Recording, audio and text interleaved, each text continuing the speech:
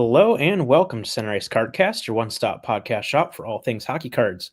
My name is Eric Andrews, also known in the hobby as Hammerhawks, and I'm joined by my co-host and fellow hobbyist Aaron Goldstein, better known as Crease Collector. And also joining us, live and direct from Brooklyn, New York, is the one and only Fulton Cards. Thanks so much for joining us, man. How you doing?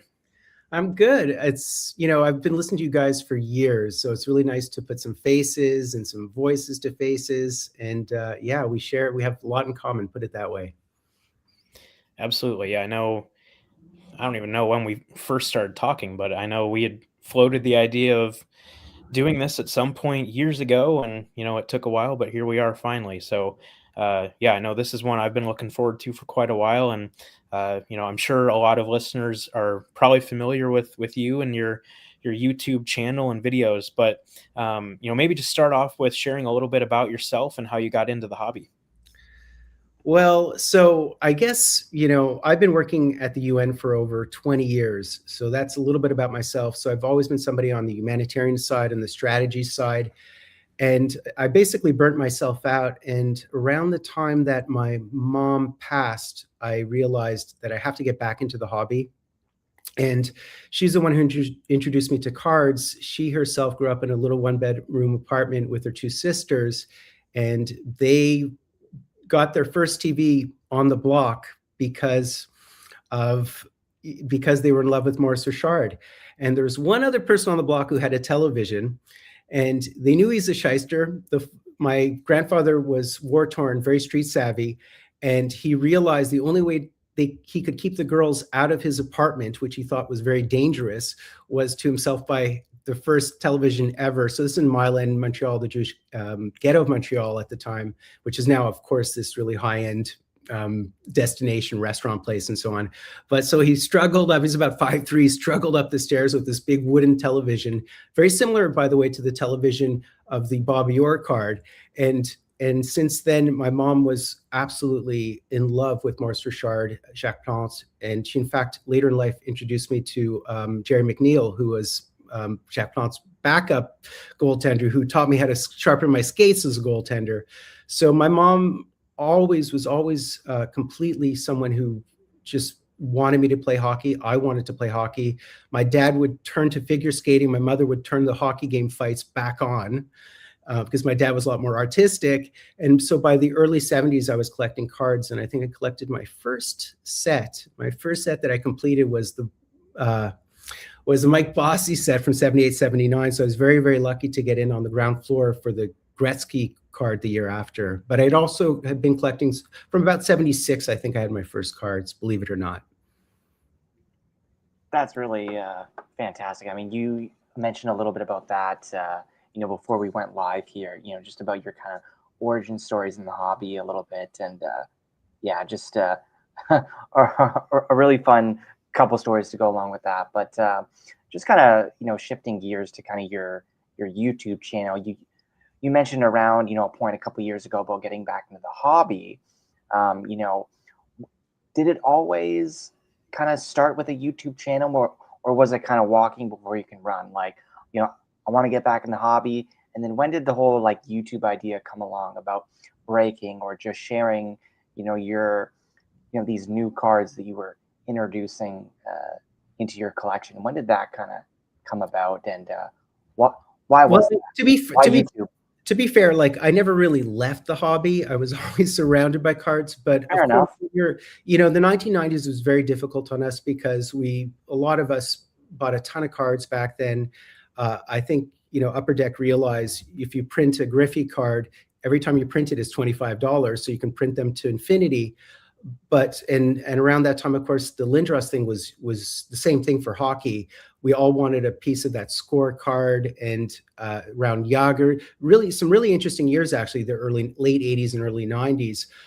So I kind of, I traveled a lot. Life happened. I worked a lot. I moved around a ton just because I wanted to see the world and so on. So at that point, I associated my collection with, my infancy. But so around the early 2000s, I started realizing that cards were getting really good because by the late 1990s, there were autos. So be a player was a big thing for me. Between the Pipes was a big thing for me. So all of these sort of wonky sets, ITG, be a player, the non-licensed stuff, I thought they had vision. And I still feel that way, by the way, with President's Choice and Leaf, with custom cards and so on, the ones that are unlicensed. But I started seeing that happen. And then, of course, Sidney Crosby happened.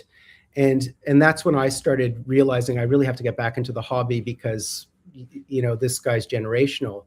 And the same thing happened again in a second wave, obviously, when McDavid happened. And that's around the time when my mom passed. My mom passed, I think, in 2014. And she got sick with cancer, and I was home a lot because I had to take care of her. So I sort of quit my job. I moved back to Canada because with UN, I was all over. I was deployed all over the place. And as a strategist, I'd pop in and do strategy and you know, disappear. And then I sort of realized that I was brooding, you know, because I was losing my mom. It happened very quick over a 6-month period. And so I went into my cards in my parents' house and I sort of, you know, dipped my head in and I didn't really come out. And at some point in time, I realized I should start recording this just for posterity. I had no intention of being a YouTuber. I had no intention of going viral, which I never did, by the way. I had no intention of ever discussing money at all. But the hobby just evolved around me. And I sort of slowly became cognizant of the fact that I should sort of tighten up my YouTube channel, at least make it a little bit more artistic. I did some things that had never been done. So for example, there wasn't any editing initially. And the reason for that is group breakers can't edit because if they edit, they can cheat. But I wasn't a group breaker, so I realized I want to put musical beds because for me it's about the sentimentality. I want to storytell. I want to talk about the statistics of it and have a math background. I'm a mathematician by trade, amongst other things. And I realized I should help people not get hurt because I know people are going to get hurt once I started realizing the actual mathematical odds. So I think that's kind of where my channel took off, and it's sort of around 2017 where I started realizing I have to focus on the stats just so people, not the money, the stats, so people know the odds of hitting the card as opposed to always looking at the wrong side of the ledger. What's most important is your sunk cost and, you know, what the statistics are, the odds are, because you can flash dollar screens, you know, dollars on screen all you want, but all that's going to do is tell people to gamble more, and it's not telling people what you're actually losing. And for most people, it's a sunk cost because once you break a box, you recoup 25% the second it's opened, right? So that was the whole premise of my channel. It went from, you know, mourning my mom to delving back into my cards to realizing that I wanted to do something sentimental focused on math. That's really, you know, a really well done breakdown of what your channel is. I really enjoy the that kind of attitude around, you know, kind of showing people, you know, that kind of sunk cost angle of it. I think that is, you know, polar opposite to what we see kind of in the breaking market, if you will, you know, that sort of landscape. So, you know, kudos to you for doing that, for kind of seeing, you know, that need, whether you know, initially went into it wanting it to be this certain way or it kind of evolved from there. But, you know, kudos to you for doing that because it definitely is kind of countercultural to what we see nowadays. And I think it's, you know, in, again, the landscape that we see the hobby in right now with breaking being, you know, the way it is, you know, kudos to your channel, to you for creating a channel kind of based around that. It's definitely, I think, very much needed. And I can't stress that enough in the hobby now. And, you know, especially kids now, I think really need it, really need it. So, you know, to my detriment. So it's funny. So once I started editing and making it a little bit tighter, focus on the musical beds and stuff, and I forgo all the rights too, because unfortunately the way YouTube works is you either get blocked or you share, you know, so they get all the royalties. The musicians get all the royalties for the video. So it's really, it's a fault of YouTube, and I don't know why people don't challenge it more. So from day one, I always thought I'm not going to focus on that, but really to my detriment, because Ziri saw my editing and he went ahead and and he's somebody who came from gaming, so he already had a bit of a following, but he was ambitious and he's savvy and he's much younger than I am, and he used the editing tricks in order to make it really pithy, quick, sharp, focused, and then, brood a bit and, sort of season on discord and some drama on purpose to sort of shape something that's a lot better to brand and communicate with children looking for that fix of that type of entertainment.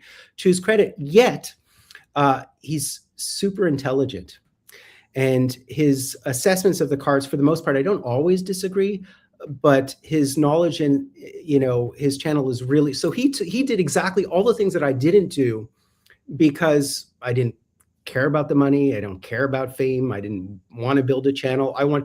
In some ways, I should have done what he did and used that as a way to have a bigger classroom. And I've always seen my channel as just a classroom with 500 people in it, with 1,000 people in it, kind of like a university type class, but more geared towards every generation. Also geared towards women. That's something that I've been fairly focused on. I want it to be very family oriented to a certain extent, and basically say, guys, like, listen, this isn't about the money. If you think it's about the money, you're going to make, the people who do make money, they've earned an expertise over time through losses, and they become very savvy. And a lot of people say, well, Grant from GP Sports Cards, he has his entire collection is shields, and he's, and he pulls in really big money. Yes, but he's a professional, like a professional at a high level. He's a second generation guy, his brick and mortar guy. His dad was in the same industry, and he started young, and he stumbled upon, and he's right sort of, and he caught the crest of the wave. And I think in many ways he is he's sort of one of the defining voices as a group breaker. And I think it's absolutely fantastic, but I like the fact that I occupy a different space, which is where people can come and realize he's genuine, he has some humility, and really he's going to let me know what exactly are those auto odds. Is it 0.1% or is it 50%? You go watch my video before I think for parents in particular, if you watch my video and you watch Ziri's video, you'll probably be very well equipped to figure out what product you want to buy and whether you should buy a product, because I'm going to tell you the truth. Yeah, and I think, you spoke to this and Aaron touched on this too, but I think the uniqueness of what you do has, really helped you establish yourself and has, really created, the success that you've had, because, like Aaron was saying, it's not what we're used to seeing. You can go on YouTube or on whatnot or wherever and see however many videos you want of, the flashy, focus on the money, focus on the big hits, all that. But, we all know that's really not the reality of the situations. So, I think just the fact that you have really focused on that, on, the educational aspect of it, this is what you're really getting, is very much appreciated by a lot of people and is, extremely valuable to the hobby. So yeah, I would echo what Aaron said a lot, that it's certainly appreciated. And I know a lot of people really enjoy what you do. So I'm also just someone who's OG. So I know that there's some people a little bit older from a different generation who watch my videos, and, it's nice to have someone speak to Original Six, speak to the Montreal Canadiens, les glorieux, nos glorieux, but also to speak to legends and legend content. And so that is another thing that I'm very cognizant of. And also the fact, the goaltending thing, that we are a big community of goaltenders. Yes, we are. Brotherhood. And, so I do know that I'm defined by, these elements. But, I do it because the reason why I don't brood and don't complain and don't blame card companies is I'm a demand side economist. And I studied economics as well. I really believe that our power is in our own decision making, and the notion of scapegoating, blaming other people for your life decisions, particularly when it comes to finances, in many ways, I'm flaming liberal, as you can imagine, because I come from Montreal, I live in Brooklyn. But when it comes to the economy, I'm absolutely a realist, for good or bad. And the notion that it is a card company that's, stealing my money, it's no gambling addiction. It's and that's a whole other thing. There's a lot of mental health. There's a lot of people out there who fall into the hobby, as I did, when they're going through a very difficult time in their life. So that was another thing that I was very conscious of too. I think I bought a box of ice, 2005-6 ice, and I paid $250 for it, which in hindsight seems like a completely good price. But at the time, it was a lot of money. So it was circa about 2015 or something, 2014. And I didn't do too well. And Upper Deck Ice, I've come to learn, is a terrible product from a statistical standpoint because of hitting the number to 99, ice premieres. Impossible. They've changed the product so many times. But from 2005-6, you are not going to hit a Crosby in any form or fashion. So at the time, and that was taking that one hit on that one product, as we do with the stock market, as we do with buying a home at the wrong time, as we do with all our poor financial decisions, which are the decisions which inform you and give you your life lessons, whereby you become really, really good with money. You have to get hurt to become good with money. It's after that happened that I realized, okay, I know there's a lot of people out there who are nerdy, who are not particularly well-adjusted, who might not be good with women, who are loners, who put their hearts and souls into cards and gambling. And I kind of want to just let those people know, even though I'm very enthusiastic and happy and benevolent and joyful, because that's my relationship with growing up in a hockey arena in Quebec with a team that won the Stanley Cup every year. I also know the pain, but I'm not going to scapegoat card companies for taking my money, because they definitely did not. I took my own money, right? So that's one of the reasons why I have that attitude. Yeah, that's awesome. You touched on it a little bit in that answer there, but what types of cards do you collect and enjoy pulling out of your breaks? Well, that's a good question. So I said before, uh, Between the Pipes is probably my favorite product ever. And I'm so OG that for the most part, even if I put something in a one touch, I don't protect it. I have slabs that I haven't protected. I've never graded a card in my life, which I know will shock people. But I've never felt the need to. I have bought graded cards like McDavid rookie cards because I thought I'd be an idiot not to, for various reasons, for authentication reasons, preserving its value and its condition. Okay. So a Bobby Orr I would definitely buy slabbed because I know there's a lot of forgeries out there. But for the most part, as you know, I break just about anything and everything, except I've never broken the cup, which again shocks a lot of people. And it shocks my business partner in Puckley. He's like, dude, I'm going to help you with your finances. And my finances are fine, but he's really good with that stuff. He's a very, very savvy guy. And he's like, I want to help you so that you can not only spend your disposable income on, O-Pee-Chee, but also spend it on cup, which I've never bought, but I've never seen it as a value proposition for the stuff I love. But, Between the Pipes is a big one. I have binders and binders of goalie graphs. I've built out that set, including the jerseys and the auto jerseys and all that, across all the years. I have sets going back all the way to the 1930s. I think my most cherished set is the 1924 Pauline's Candy, which has a George Hainsworth rookie card and a Dick Irvin Sr. in there, I think. I bought that set for $700. Wow. Which is crazy, right? But some Great of those timing. cards, I have 1930s, 1937 O-Pee-Chees. I have, the Toe Blake from 1940. I have and then the entire sets from the 70s and 80s I collected as a kid and still have.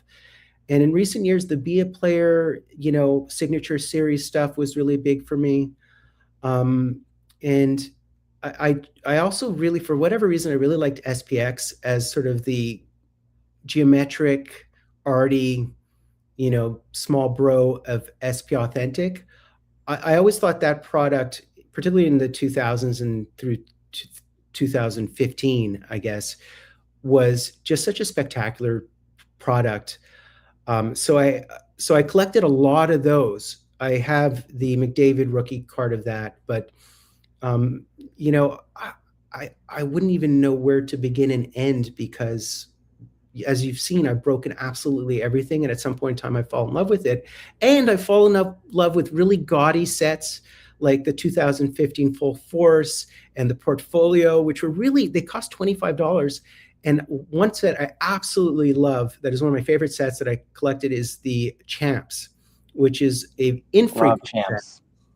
So 2015 Champs, I think, it exists in 2008, 2009. Of course, it's riffs off of the old tobacco cards, but the 2015 one, I built out the complete auto set for the most part, and a lot of the relics within that set. And I actually, in one of my first box breaks on YouTube, I hit the McDavid auto from that set, which is, I remember that. Great way to start. Yeah, I remember that as well. Yeah.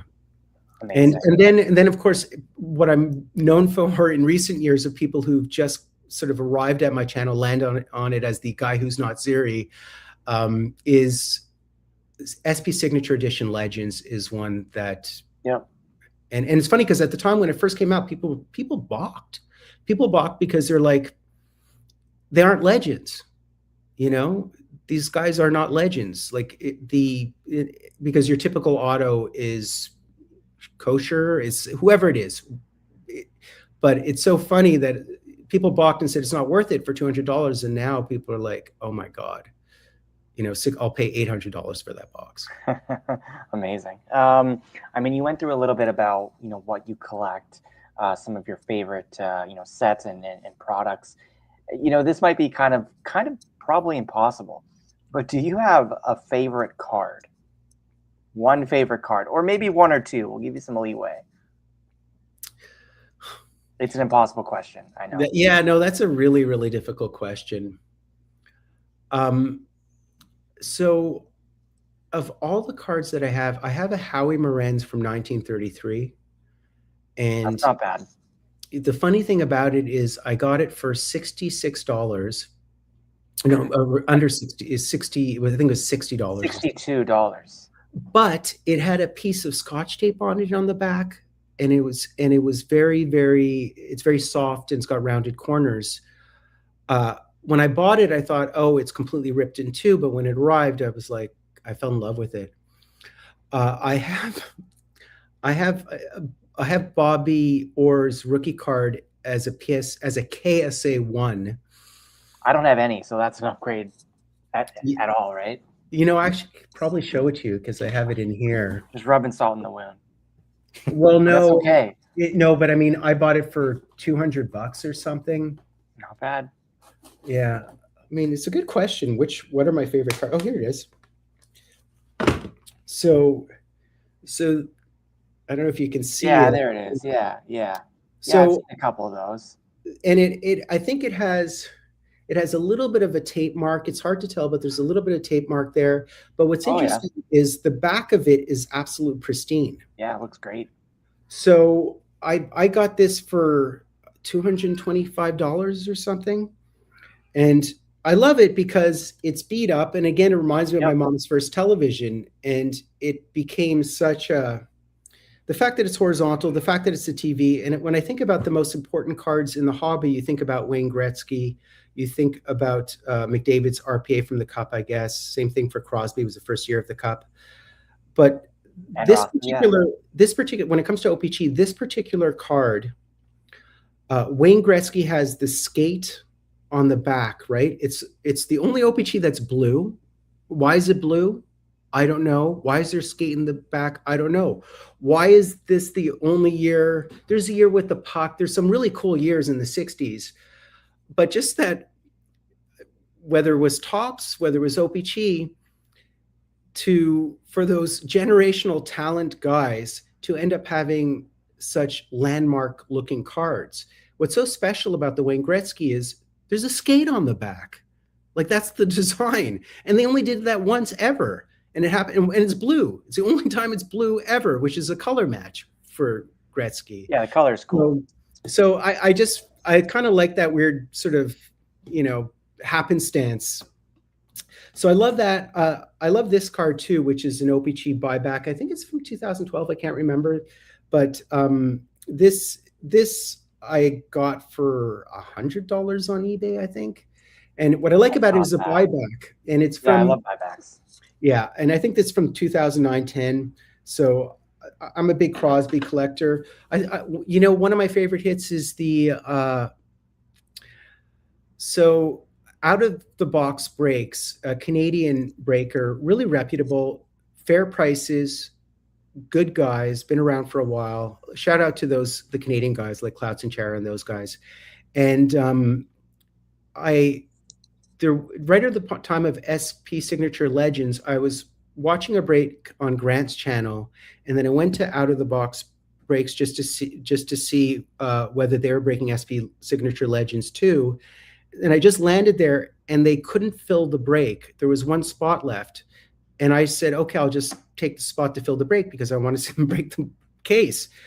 And I bought the last spot, which was spot number 16. And I never do. By the way, I never do randoms, because I'm a math guy. I much rather buy a spot that guarantees me Boston or the Rangers than end up with a team with 4 cards on the checklist, because I've stared enough checklists. No, there's a lot of teams like Columbus with 4 cards on the checklist.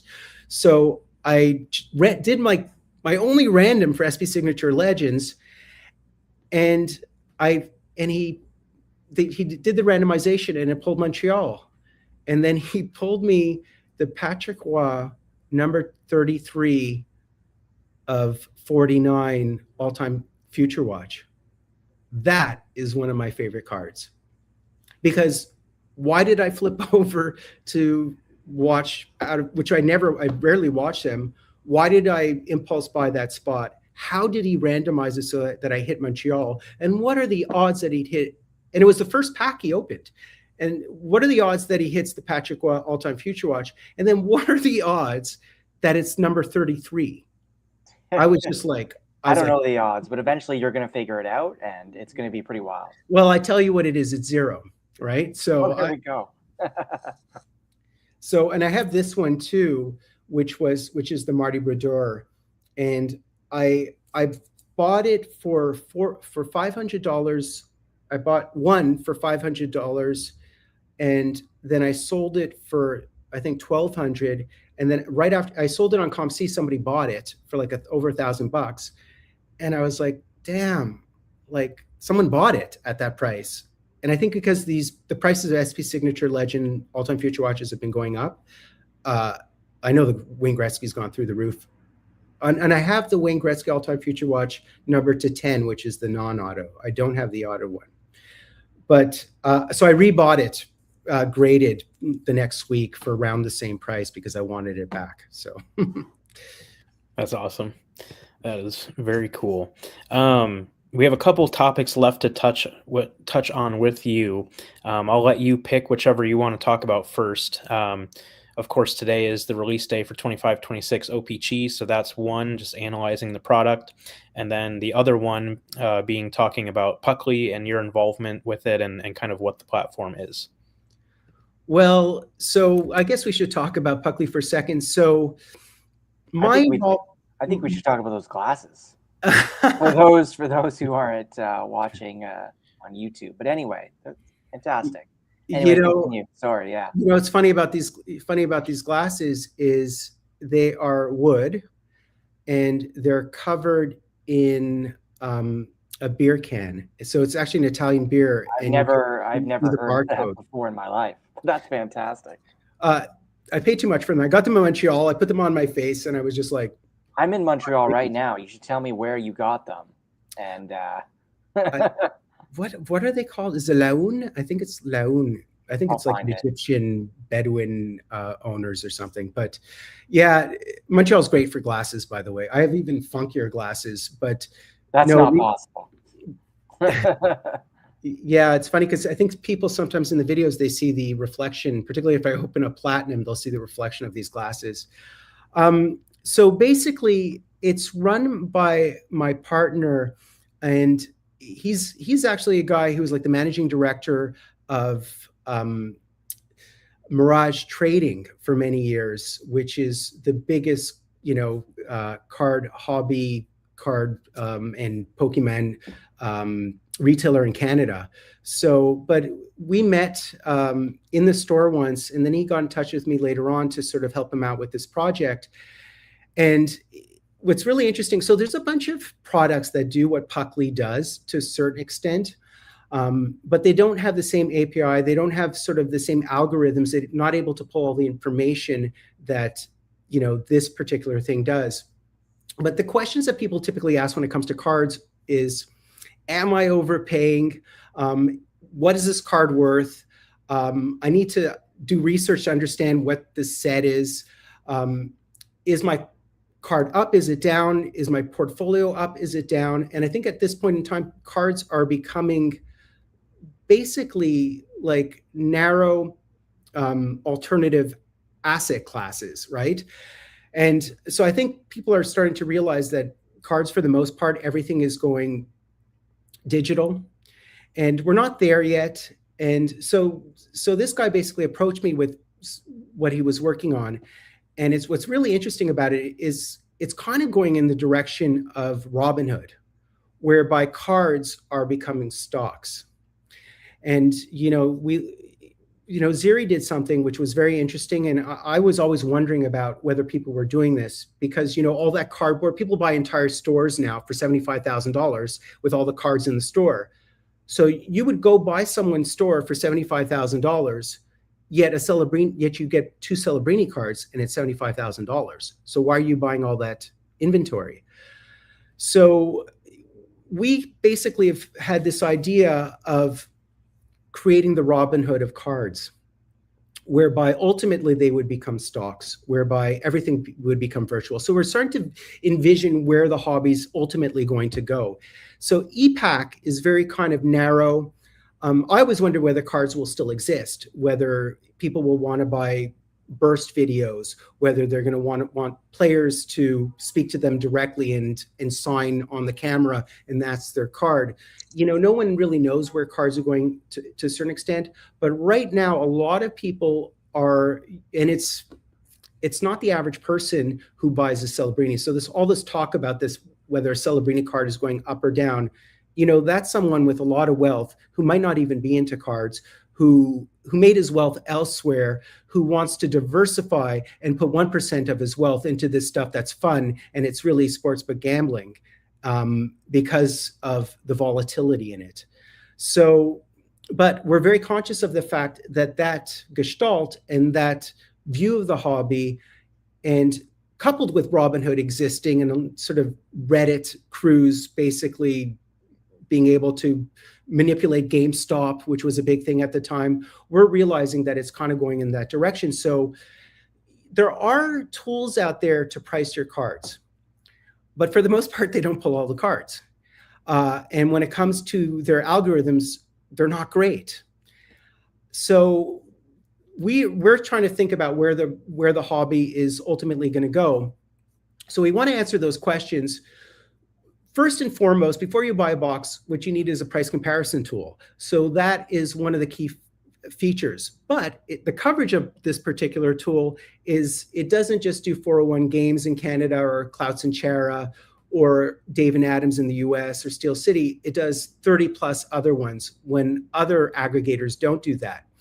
It has smart features, so it will tell you price histories. It has currency normalization, depending on where you are. It has a deal scoring algorithm, so it could grade things on a deal score of 1 to 10. So that's one element, the price comparison tool. There's also the market price index tool, which is a valuation tool, which is condition-based pricing and valuations of your cards.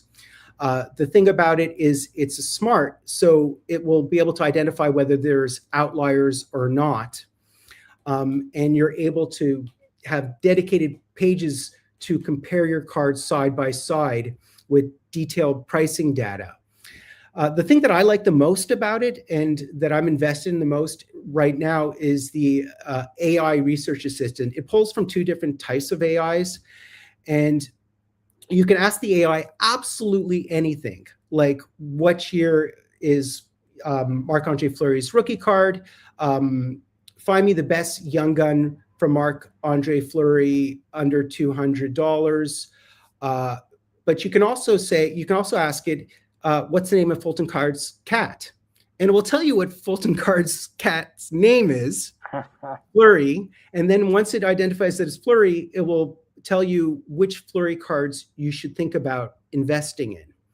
So it does a lot of stuff that Gemini does, but it's devoted to cards. And the better and I'm older, so I don't ask the best questions, but the amount of information I can get in a second, and it takes a little bit of time for the AI at this point because it's pulling from so many different sources, but I can ask it questions that are very targeted, and as opposed to having to go to the individual checklists, I can ask questions and get all the information, and it scores things and it organizes things, and it tells me whether to buy something, hold something, all as part of the answer of the AI. And the last thing is the portfolio management thing, which is a performance metric tracking system of your gains, realized and unrealized, a lot like Robinhood. So what we're trying to do is have this sort of Monopoly sort of 360 view of the hobby in the virtual space. And we have some really exciting sort of strategic things, on the horizon in terms of not only my repackaging virtual cards in this space, but also the ability to own shares of other people's cards and stuff like that. So we're moving in a direction that's sort of like, it takes a lot of time. We're very few people. And I'm right now focusing on just the market research valuation of new products coming out. And I'm writing a page on that. And I'm trying to help people with their group bakes within this information. We're in New York, so you'll hear people flipping the bird as if they're Willie Nylander. Oh, that's great. I love that. Both the Nylander jab and the explanation of what you have going on there. With Puckley, it's definitely I don't sell myself. I don't sell products. I've had zero advertisers. I've made no ad dollars I've never taken a single ad dollar, by the way, ever. That's great. But I really have faith in my business partner. I think he's a really ethical guy, and he's a really benevolent guy. And from the second I met him, we sort of had the same vision of where this could go, but it's going to be a lot of work. And, there are competitors out there, of course, but, we're ramping into this thing. And I think it's even now, you don't have to, so you can subscribe, you can use Dryden, and it will knock off 60% of your monthly fee. But you don't have to do that. You could go straight to the AI. You can use it and just, find out what the prices are for products and where to buy your boxes. That's the best thing too. If you want to buy a product, you want to buy a box, like it will just tell you all the prices from all the different locations so you can compare them as opposed to going to all the websites. So you can start by doing that. You can start toying around with the AI. You can go into the Celebrini cards and go into his Future Watch Auto and see what the markets are. And we're going to get into projections and take all of the data out there and all of the information and have it be smart enough to help you know where things are going, knowing that there's volatility and that it's imperfect. And of course, AI is absolutely imperfect as we are.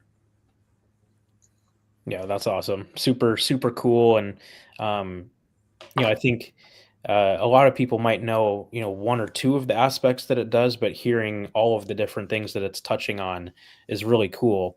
You did mention, of course, how you also have your product breakdowns as part of the site. Maybe just talk a little bit about that, what that kind of looks like. And then if you want to use that as a segue into talking about 2526 O-Pee-Chee.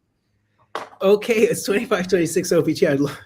I mean, guys, it's like being in a candy store with you guys. I feel like I'm drinking hot chocolate. So I'm just going to go to my page just to see if I can find it here. Just trying to see where yeah. So for O-Pee-Chee. So under my YouTube video, there's a link to this page on Puckly. So right at the top, there's a valuation analysis score. So I grade it from 1 to 5 in terms of aesthetics, in terms of the hits and chase, with regard to the resale value, with regard to the price point, and with regard to the audience, whether the audience is wide or narrow. So I grade, from now on, every product that comes out, I'm going to grade it that way. And right at the top of the page, you'll have it with my detailed explanation of why I grade it that way. And what's interesting is, Zeri, if you watch him, he'll probably come to completely different conclusions, because we're different ages, different vantage points, different motivations. And I tend to upvote lower end products. I know Grant, GP Sports Cards, also, he does a yearly ranking of all the products, which is, so he sorts them out from, S and then through through A through D or whatever. And I noticed that he very often has just wax boxes at the bottom, sort of the lower ends. He doesn't fully do it that way. I'm more likely to just understand who the market is and maybe upvote it a bit. But so you do have the hobby box configuration on the site. You do have what to expect in a box, which is stuff that you get in your standard checklist. You have your rookie parallels. But what I do is I put a percentage odds for your rookie parallels, so that you know what your actual box percentages are. I did a rundown of the platinum previews for O-Pee-Chee. So another thing that I do, so I do all the rookies. So I basically list all the rookies in the set, and then I also list their draft year, so that you can very quickly look that up. I might actually grade the rookies in future sets, so that you could look at all the rookies, very quickly see where they're drafted, and then get a grading of what I think they are in terms of, market potential / performance potential. But the big thing I think that's a little bit different than other sites is I do a group break strategy sort of table.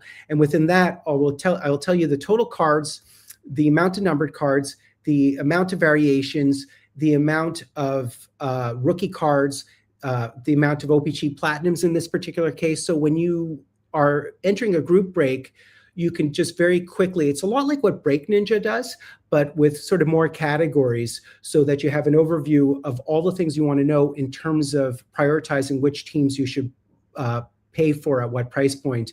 And I think for Allure, I even gave you the price points of what you should pay for a group break. So I do all that stuff. I do the historical prices of all the years. So all the years, so of O-Pee-Chee last year and the year before, I tell you what the prices are for those boxes now. I tell you what's new in the product, and then I give it a final verdict in terms of my analysis of whether the product's good or bad. So it's a little bit like a checklist. It's a little bit like Break Ninja, but it's meant to be a really detailed analytical overview of the product, so that you just download all the information that I provide in my videos, all the knowledge that I have, and my sort of awareness around the product. You can find it on one page. So that's basically my sort of marketing page per product and release. That's a lot. It's a lot. That's fantastic, though. I'm sure definitely if you're looking for that sort of breakdown and then some, it's definitely super, super important and super key, especially. I usually go too detailed. I mean, I'm not a detail-oriented person, but I try to give as much information as I can, because the other thing too is our entire society is sort of exists within Discord based on memes with sort of limited information, where we dehumanize each other and we sort of scapegoat each other and we caricature each other. Can't speak, didn't sleep well. But, I believe in long form, detailed analysis and strategy. So that's why. I still read books. Nice. Love that. Maybe that ages me. No. I mean, books are good. So I don't have anything else to add on that. I mean, your breakdown was fantastic. And, for those out there who can use any of those tools, I mean, everything and then some are available to you. So it really is fantastic. Thanks, guys. I appreciate it. So O-Pee-Chee. Yeah, So go for it. you guys haven't opened up O-Pee-Chee yet? We've not opened O-Pee-Chee. I love O-Pee-Chee. It really, it brings back the, nostalgic viewpoint of just the hobby of what it's sort of, I guess, meant to be in my sort of, thinking of it, and just the product itself. It gives people a look at a wide variety of players, which I've always appreciated.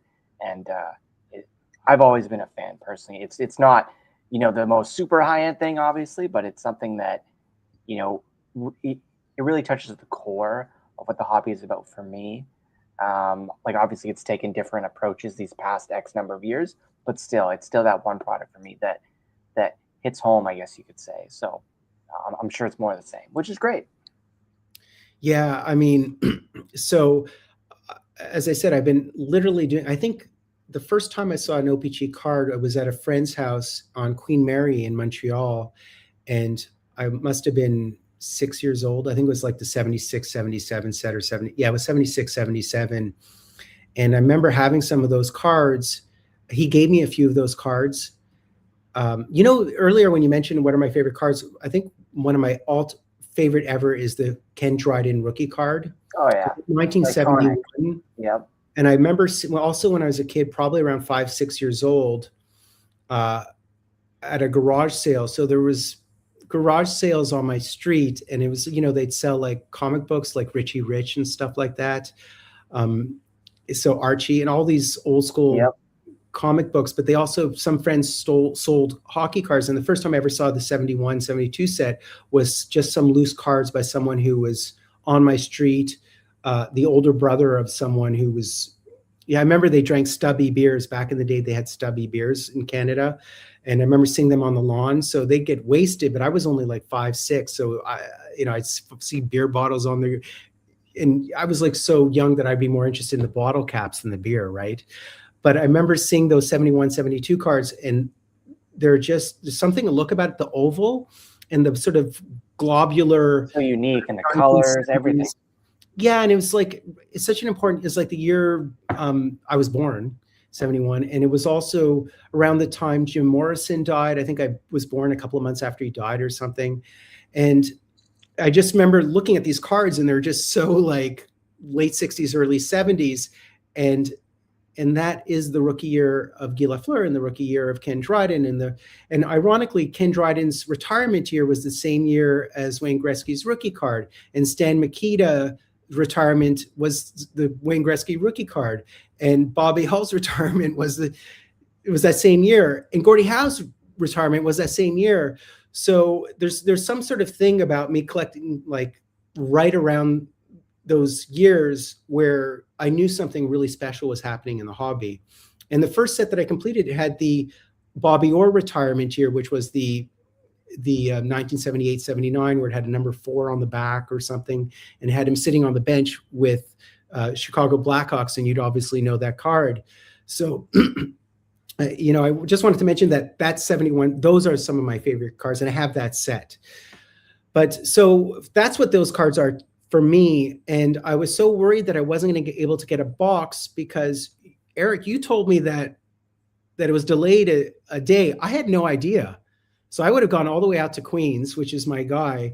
And then I got really worried. I was like, I know in Queens, they don't get boxes in on Thursdays. So I was like, how am I going to get it? And there's a Dave & Adams here. It's Dave & Adams, New York, but they don't have for hockey. And this is something that I find very difficult in the States, and in particular, New York. They're so bad for hockey. It is actually really hard. You need a car, which I don't have in New York because I'd be in traffic the entire time. I'm a subway guy, and so I'd have to go all the way out to New Jersey. And even I call people in New Jersey, and no one has like release date products. So only my guy in Queens, which is Royal Sports and Entertainment, they're the only ones who have these stupid things. And so I ordered from Dave & Adams. So there's a Dave & Adams store here, but if I go to the store, they don't have boxes. They didn't have the Chicago Centennial. They didn't have Allure on release day. So I have to order from Dave & Adams, and it will arrive on time to my house, but I can't go to the store and pick it up because they don't have it. which is so absurd to me. So I was really worried that I wasn't going to get a box today. So I ordered from Dave and Adams, and I went out there, and I ended up coming back home after getting my box, and the UPS guy was there with my boxes. So I have a couple of boxes to break. So do you guys have any questions about the set this year?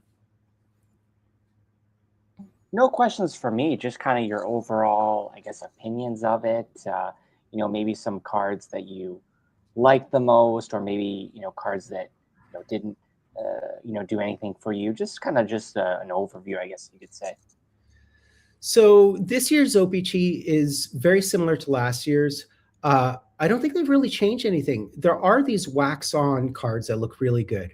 So they have a wax look. I don't know if they have a wax feel, but they have a Celebrini and they have a McDavid, and those are 1 in 480 or 360, something like that. I have all that stuff listed, of course, as you know. But those look kind of cool, and those are new. And there's one other insert that's new. There may be Easter eggs, because I sure hope there's Easter eggs, but who knows? So it's basically the same as previous years, except they've gotten rid of the trophy cards, the manufactured patch trophy cards, and I think that's a huge miss. I'm never critical of anything, except, you know, I think at this point, the box hits are the puzzle pieces, which can get you. And by the way, the weird thing about this year's set, and I didn't realize this until I was actually editing my video, is, you know, the puzzle pieces gets you the first 25 people who get all the bounties. So it's 9 cards, send it in, or I guess now you do it online. The first 25 people receive autos, and I think they're sticker autos, normally have the first overall draft pick. So historically, that's been Austin Matthews and McDavid and all that. But this year, it isn't Schaefer. It's Demidov. So that surprised me. So the puzzle pieces get you Demidov, not Schaefer. It's always been the first overall. So I guess the Calder hasn't happened yet. We know which guy I support, although I'm in New York and I have to be careful. But I was very shocked by that. But so of course there's that as the box hits. But the big thing now in terms of and there's some rare, the big thing is the O-Pee-Chee 3D cards. So, but those are 1 in every 6 master case. So those are really, really, really hard to hit. That is tough. And then you have to hit the guy you want to hit and not some other guy, of course. Of course. So that kind of sucks. But so my box hit was one of the O-Pee-Chee Platinum previews. And now there's, you know how they used to have the black retro to 100? Yep. Now they have rainbow foils. So that's new. They have black rainbow foils. They have colored rainbow foils. So they're making it so like the box hits and the number cards now are now being O-Pee-Chee Platinum-ish cards. And then they have the previews, which is a 9-card checklist. So I think my issue is, so your one rare hit is either a photo variation, it's one of those 3Ds, which are really hard to hit, it's a puzzle piece, it could be, I guess it could be a printing plate, or it can be an O-Pee-Chee Platinum preview. I don't know where they're going with I think they have to figure out a cool box hit for O-Pee-Chee. Like in 2011 to 2012, 13, whichever one it was, they had the pop-ups, which is a throwback to the 1935, 36 pop-up, the ones that I think you could pry it open and so that the head would pop up. And they did those circa 2012 in O-Pee-Chee as inserts, and they had Bobby Orr and Wayne Gretzky and Mario Lemieux, and it didn't have the top part. And that ruined so there's pop-ups from the 1930s where you see where the cards, they remove the top and the head's cut out like a die cut. But the ones in 2012 are actual die cuts. I think they have to go back to make a rare numbered V-Series card or something. Make it an O-Pee-Chee hit. Don't make it an O-Pee-Chee Platinum hit, is my qualm with it. I think they've sort of, you know, if you're going to have one box hit, figure out a way. And that's why I like the trophies, because the trophies were manufactured patches, but it's a low-end product, so you can't really complain about being manufactured. And by the way, I'm actually not against manufactured things, because cars are manufactured, man. It's all manufactured, you know? Like, how do you think these things were conceived? Yeah, it's a really good point. And, you know, I know that's something we were talking about the other day, but having kind of like those chase cards, those chase inserts really feel like O-Pee-Chee cards. I think, is something they did really well in the early 2010s. And I know we were talking about the, I think it was maybe 12, 13 as well, those black and white kind of die cut border cards. Is another really good example of that just feels like a historical type of thing that fits in O-Pee-Chee really well. And, those were case hit level types of cards as far as the scarcity, but you pull something like that and it's like, yeah, this feels special, but it feels distinctly O-Pee-Chee. Yeah, exactly. So I think they have to find, like, for years they had legends as part of the short prints, and I'm okay this year because this year they have the Four Nations, which look cool. I do like the retros. The retros look really good. They're very sharp. They're so, Art Deco 1930s looking, which I really, really like. They're very funky. It used to be for years, I think because of the rights, the retros were actually mimicking cards from historical years. I know they do that with SP Authentic and so on, but it was unique to O-Pee-Chee where they do retros that look like a 1960s card or a 1970s card. Then at some point in time, they didn't have the rights to those cards for whatever reason, and they stopped doing that. So they started having retros, which weren't retros. They were just new retros. So in my own mind, I've never really squared how that fits, except when they look great. And this year they look really, really great. So the Four Nations, I think, work out really well. They look really good. The uniforms are great. But it's unfortunate because if you're an OV fan, you're not going to have a Four Nations card, right? So we'll see whether they use the Olympics, but I doubt they'll have the rights to Olympic stuff. Like, who knows, Well, I mean, for Team Canada, for Tim Hortons, that set coming out, they're going to have, an Olympic license to do that. So okay. Canadian Olympic cards. I'm not sure about the upcoming ones, but at least, from previous years, I think Tim Hortons, has an exclusive.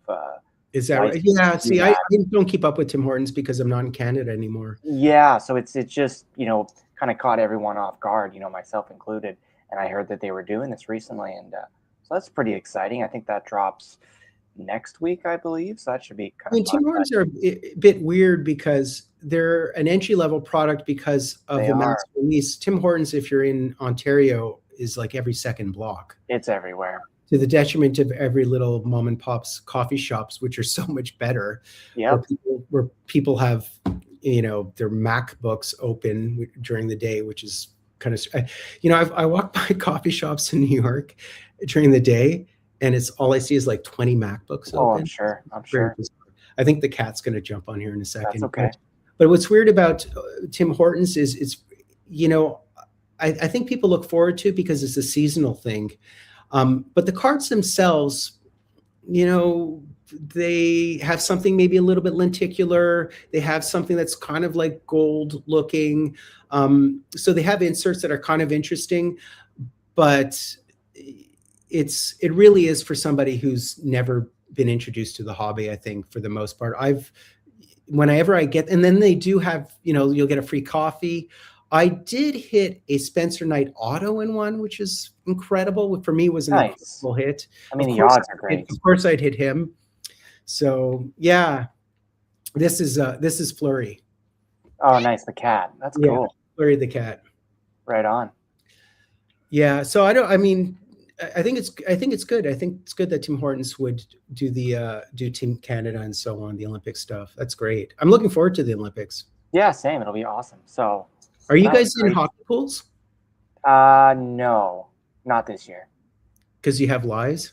Well, I got, long story short, I got involved with one. I'm not really much like a gambler or anything like that. But, you put your money in, you build your team. And then I won, second place. So that was pretty good. That's won good. X amount of dollars and then said, okay, I'm going out on top. I'm never joining another hockey pool again. So that was really? That was like 15, 16 years ago. So I'm never joining one again because I'll never win. I'll never do that good again. You might, if you enter a pool that understands gold. You know what really annoys me about pools now is there's this whole thing about the 0G strategy, which is you should never draft goalies. Yeah, like because I've they're so heard that. Yeah, temperamental. people having no goalies on the team. I'm like, but then it's not really a sport at that point. You got to at least mimic some I formation of a agree. real team. I don't know. There's some great podcasts with regard to fantasy. Apples and Ginos is one of my favorites. There's also Keeping Carlson. Those are probably the two best ones. Yeah, I've heard of these. But Yeah. both of them they run pools themselves, and they always go on and on about their 0G strategy. Wow. And for me, that's basically like saying you haven't figured out a point system for your league whereby goaltenders matter, you know? So, Yep. so yeah, but you don't know what's going to happen to the goaltender. They can get injured, and now there's 1As and 1B, and it's like they're the most like. Does anybody won a Stanley Cup without goaltending? I mean, save maybe Colorado Avalanche, which are because there's behemoth. But I just make your hockey pool so that goalies count and they matter a lot. Then you'll enjoy it because you'll actually know goaltenders so well that you'll do really well in the pool. That's my theory. Some sound advice right there. That's great. So do you guys have other questions? I swear I did not sleep well last night, and that is why I am rambling like crazy today. No. I'm Great. good with questions. Your Right on. breakdown has been fantastic with O-Pee-Chee, with Buckley as well. So I'm good. Eric, if you have any other questions, feel free. But this has been fantastic. Yeah, I'm good. I think you did a good job. Kind of like you said, it is a product that we kind of have gotten used to what it feels and looks like each year at this point. So there's not necessarily a whole lot of new unique stuff to talk about. So but it is an iconic product every year, and one that I think true hobbyists always really look forward to and enjoy. So I know that's us, all three of us on the show. So yeah, I don't think I have anything else. Is there anything else that you would want to share or talk about before we end for the night? Well, just to tell you guys, it's a pleasure to listen to your podcast. And I know you guys are blowing some sunshine. And, for me, everything I've done is mostly just happenstance and just an extension of my own interests and passion and responsibility I feel towards other people within the hobby, because it's a community. And I'm so bad. I don't go to enough live events and all that. And my presence is mostly sort of online. And one thing I really do enjoy, because I don't sleep well, I actually have a lot of trouble sleeping and have my entire life, is I fall asleep to podcasts. And you guys are comfort food. Just the big difference between you guys and some of the other guys out there, and I love the other guys, and I have to say, the whole focus on money and all that, I've come to appreciate it, because it is right now where this hobby is centered. It's a reality. It's a reality. And just like sportsbook gambling is, and I think it is for people in a certain phase, or they're like, I think people get very confused with regard to, they think that cards are like a money-making enterprise. They think that, and I do believe that, of course, capital gains is where people, they park their wealth and they make wealth, and it's very important to partake in capital gains. And if you don't, you're going to end up with, gross income inequality and so on. But I feel like a lot of people come upon cards and stocks early in the game when they're young and when they're new, thinking it's like a get rich, quick scheme. In reality, it's a get poor quick scheme, right? And then when you have a kid, and then when you're married and you have a kid and you have responsibilities, and you have transparency in your own family about your finances, and you take a look at it.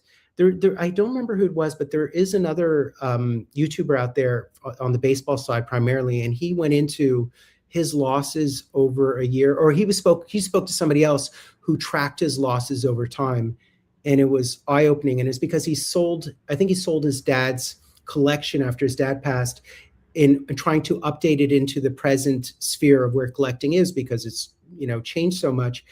And then he thought that by buying boxes that he could, build a collection that way.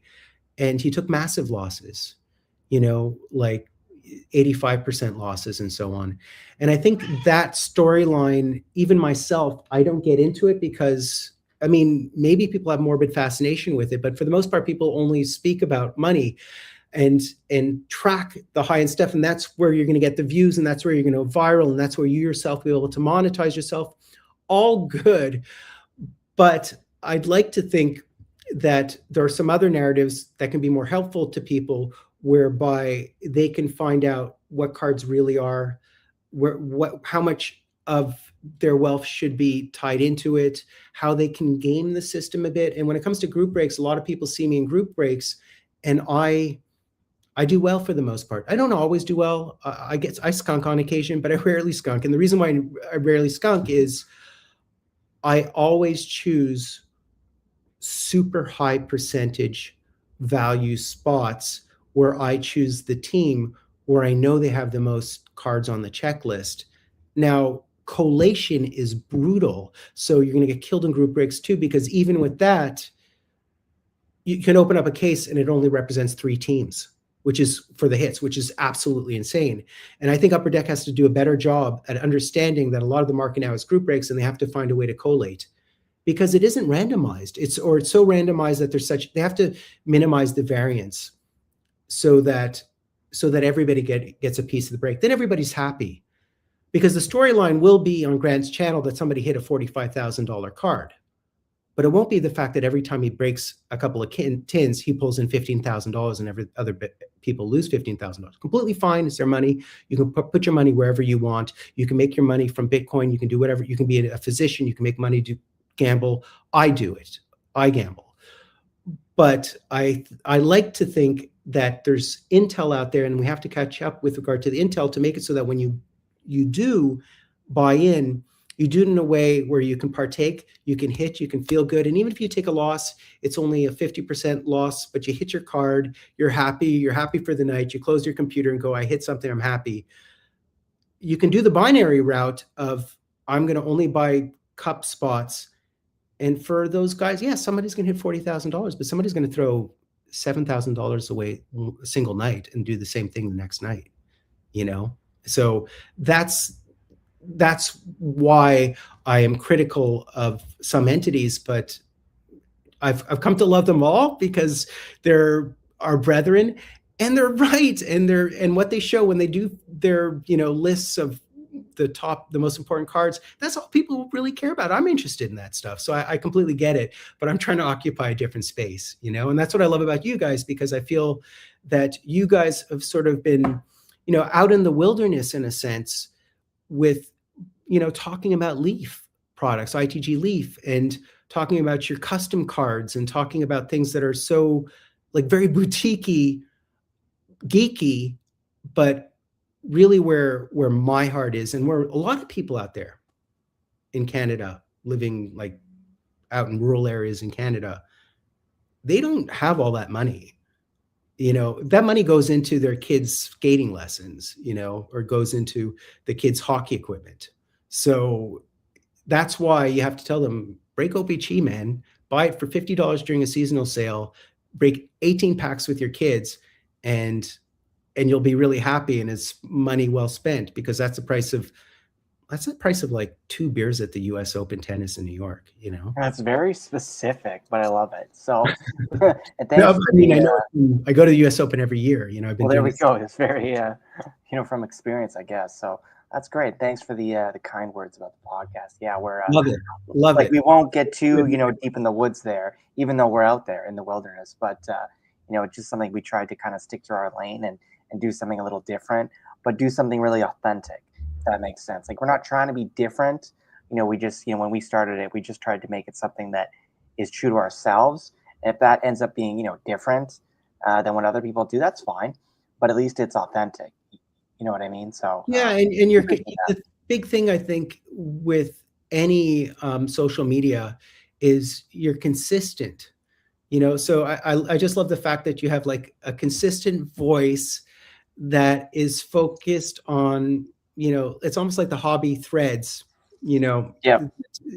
those groups, is sort of like Reddit groups and so on, that you post consistently, and it's just about your own fascination around where the hobby. And I miss all those narratives, like some of the stuff that you guys are talking about, the what is it, the rookie patches and so on. Like there's all these the debut patches and patches, right? I don't even you know what? This will surprise you. I don't even know when release days are. Like, sometimes I see in my feed, I'll see Zuri's video or somebody else's video and go, oh my God, like I didn't buy that product. Like it's so funny that I should be on top of this because I hate admin stuff. So all this topical stuff within the hobby that other people are on, which is really important, is stuff that I kind of stumble upon because at the end of the day, I'm kind of just like here's another card here. Now, Oh, nice. Yeah. that is Pulling these amazing cards out of it's nowhere. it's a Fleer rookie uniformity, but it's a buyback. So it is his. I think it was unsigned originally, and then he Yeah. signed it as a buyback. Like I'm like I can count on stuff like that. You know, I'll just be going through my cards and like I should know when the release days are, and I'm getting better at it because I have to get videos up. But like the actual news in the hobby, you know, I mean, because people, they go viral and it's on social media, and it's like hot takes, and like sports media I find just really divisive, you know. And so all these like really angry hot takes about things, it's just not. I'm just really, put it this way, I'm really worried about our social fabric, and it's because I predate home computers, right? Like my first home computer was like at 13 or something, and smartphones and all that stuff. And what has happened to our world, and without touching on ideology, because I try to be non-ideological, because the polarization is the message to me. And that's my issue, because so one of my viewers from Denmark asked about a card and wanted a card. I don't talk about my cards because everybody wants my cards, but so I stopped talking about it. But he reached out to me in a really friendly way, and I told him, you know what, I'm going to be in Denmark. Had some work with UNICEF, so I was going to Denmark for a few months. UNICEF is part of the UN. It's one of their agencies. So I do strategy. So I was going out there to do something for a couple of months, and it's, we're in Denmark. We have to meet you. So I was like, oh God. And then my next thought was, oh, awesome. I'm going to have like these guys are going to show me around Denmark. They brought me to a professional hockey game in Denmark. Oh, wow. That's cool. I would have never even thought to have done that. And so I opened up a box in my Airbnb, and then I met them. I had a couple of drinks with them, met them, went out and it was so working class, and it was such a small arena. And there were like a couple of like ex-NHLers, and the vibe was so like, it was very European hockey is it's very soccer like. It's very like you know, I can't explain it. It's like it's great. It was it was like nationalistic and populist in the best way. And you know, I got that feeling. Like I've been fortunate to see I saw my first Montreal Canadiens game in the early 70s. My babysitter took me, and I was like a toddler, and that was my first game. And my first game I ever saw, Guy Lafleur and Larry Robinson and Ken Dryden were the 3 stars, and we beat Boston 3-1, and Don Cherry was coach. That was the first game I ever saw as a kid. Great game. And you know, I looked it up recently to find that exact game, to see the score and to see if I remembered it correctly, and I was exactly right in terms of who the 3 stars were, which is crazy because it's a memory from when I was like 5 or 6 or something. But the feeling that you get when you walk into arena, whether it's in Europe or whether it's in Montreal, which are similar in some ways, I'm with people who ideologically on paper, I don't agree with, but we finish each other's sentences. I met some guys at the Rainbow Room, which is a famous place in LA. It's a famous bar where bands played for years. I recommend it if you're in LA. And I met some guy like outside who was from Boston, and he was a hockey guy. And he was doing some Buddhist retreat in LA, which is funny because he's a hockey guy. And we start talking hockey, and I had more in common with this dude. Ideologically, a little bit different. Our biggest rivalry, but our rivalry doesn't exist without Boston. And I'm at the point in my life where I can even like Brad Marchand because he's HOF, man, on an Original 6 team. So it's all this stuff that goes on social media, the Discord. It monetizes, it makes people go viral, it makes people offshore make a lot of money, particularly the AI now. You don't see actual content because you're watching AI. So why would you press on AI because I mean, somebody like me is going to get one less view, by the way, if you're going to watch that bullshit AI thing. So I see all of the Discord, all of the comment threads where people are where men are so emotional. And then I think about when I go to games with people who are much different ideologically, although if we went for a beer and spoke, we would find a just middle ground ideologically, and we'd probably agree on common sense policy. The thing about it is, I don't want any of that. Like in my life, when it comes to cards, when it comes to hockey, the way you kind of root for the Habs, it's across ideology, across localities, across regions, across.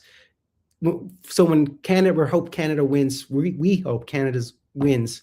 We definitely do. We all do. In this room right now. You know, I don't know why I didn't pick Lane Hudson, by the way, or Cole Caulfield, but that's a story for another.